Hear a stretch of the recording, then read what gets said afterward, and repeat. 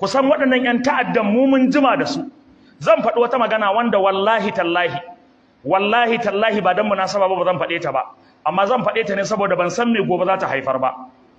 Wanda ya san gidana inda na koma yanzu, wallahi tallahi ɗai daga komawa ta wanda bai wuce shekara ɗaya ba da ɗan wata ɗaya ko biyu zuwa yau, ɗai sau 5 waɗannan ɓarayin suna shiga gidana.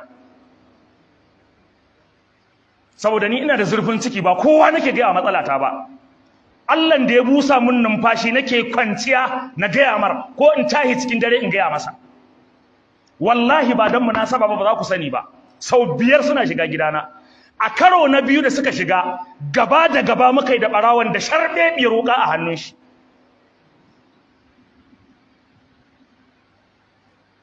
Wanda ba don Allah ya tsare ba, da sai dai ko ni ko shi ko dukanmu, wallahi sai dai a yi ragas. Malamanku suna cikin hatsari ba ku sani ba. Akwai ɗaya daga cikin malamanmu yana gaya mu, ya ce ya rantse da Allah, daga an ce karfe 11:30 ta yi 12, to ya daina bacci kenan sai asuba ta yi. Ko ba a cikin gidansa yake kwanciya ba ko ya zauna ba, waje yake fitowa. Ya ce domin a kan layin akwai mahaifinsa, gidansa daban shi ma gidansa daban. Akwai layin akwai mahaifiyarsa, gidanta daban shi ma gidansa daban. Ya ce yau zai iya rintsawa ya kwanta alhalin waɗannan yaran suna zagayawa. Wannan malami ne daga cikin malaman da ya karantar da ni, malami na ne yake gaya min wannan magana. Wannan shine halin da malamanku suke ci.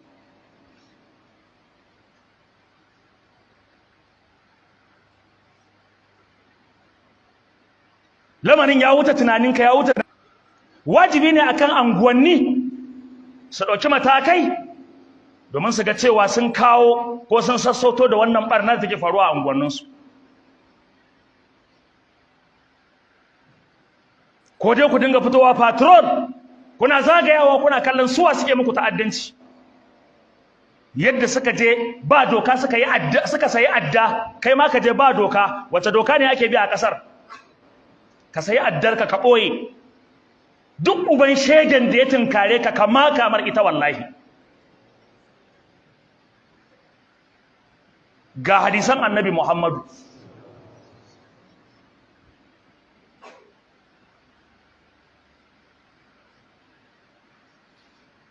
Anguwanni da yawa sun ɗauki matakai na samar da masu gadinsu. Kamar mun san irin wannan abin za ta faru, ni da mutanen yanki na muka haɗu yanzu haka muna gina ofis da za mu kawo jami'an tsaro da za su yi gadinmu. Ba zai yiwu ba, ni na san ina da amfani a karan kaina, kuma ina da amfani a al'ummata, ina da amfani a iyalaina. Kai banzar bazara ka zo rana ɗaya ka salwantar min dare, wallahi ba zai yiwu ba. Baka isa ba wallahi. Sai inda ƙarfi na ya ƙare. Saboda haka wajibi ne ku tahi tsaye, ku gadin kanku da iyalanku da dukiyoyinku. Domin gwamnati kan ya bayyana cewa ta gaza daga kare al'umma. Sannan a ƙarƙashin wannan, babu wani mataki da za mu ɗauka sai addu'a. Iya abin da za mu yi shi ne, wa malam addu'a Allah ya gafarta masa. Sannan mai addu'a Allah ya tona asirin wanda suka yi wannan ɓarnar. Duk abin da za ka ce bari mu je mu ba mu yadda ba, to bayan ka faɗa magana ta ƙare ba abin da za a yi. Inda za a yi a ba ƙasar nan lokacin da aka kashe Abiola da an yi. Inda za a yi lokacin da aka kashe Kudrat Abiola da an yi. Inda za a yi lokacin da aka kashe Sardauna da an yi. Inda za a yi lokacin da aka kashe Malam Ja'far da an yi. Inda za a yi lokacin da aka kashe Malam Albani Zaria da an yi. Inda za a yi da lokacin da aka kashe da an yi. Amma har yau me aka yi bayan an kashe waɗannan bayin Allah? Saboda haka a Najeriya idan an kashe ka, ba za mu an kashe mumini za mu ce, ba za mu ce an kashe banza ba. Amma ma'anar an kashe banza da Bahaushe yake faɗa shine an kashe wanda ba abin da za a yi a kai, ba yana nufin kai ɗin ne banza ba. Saboda haka babu abin da ya rage mana sai addu'a. Amma maganar cewa wai a kashe wani, ku yi tsammanin za a ɗauki wani mataki, to ba mu ce ba za a yi ba nan gaba.